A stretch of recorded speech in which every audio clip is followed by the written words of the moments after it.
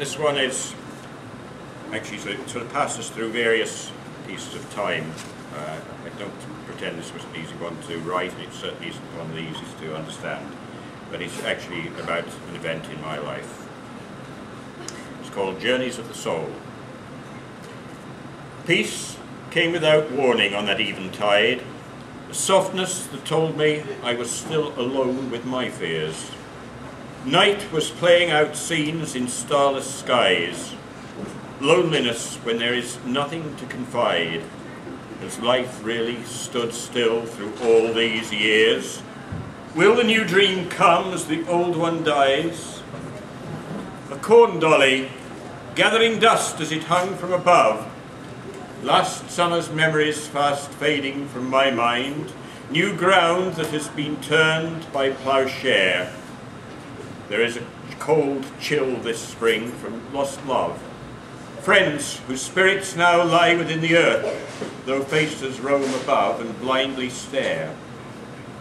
How quickly the gaiety vanished from those games, where hide can seek his hope to ne'er be found. The ribbons from the maypole become the bonds.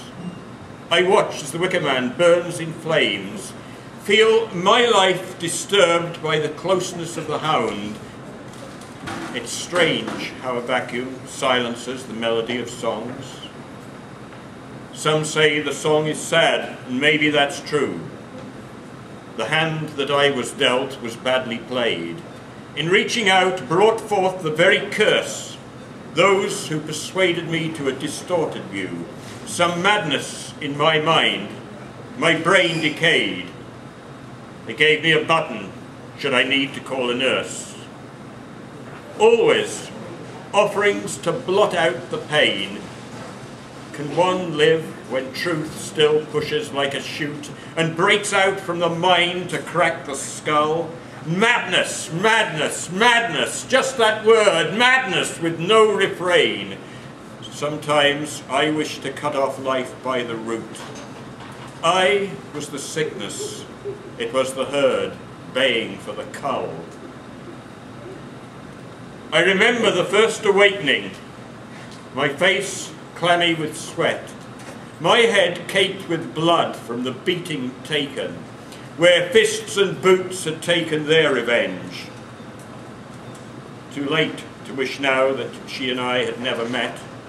So many nights I hoped not to awaken. Survival came with the spirit of the henge. Then there was strength in the stillness in the air. Ordering of events would be a lifetime's futile task.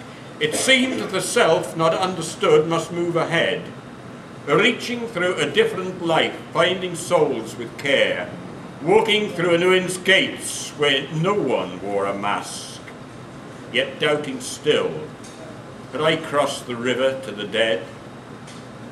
May was cold that year, it was the solstice that brought the sun. I watched then as young birds sang and flew, sat in lush-flowered meadows where rabbits played. Lambs were left to graze alone, the mother's job now done. I lay in wheat fields and slept as the poppies grew. It was the henge that had healed me, the old stones the past had laid.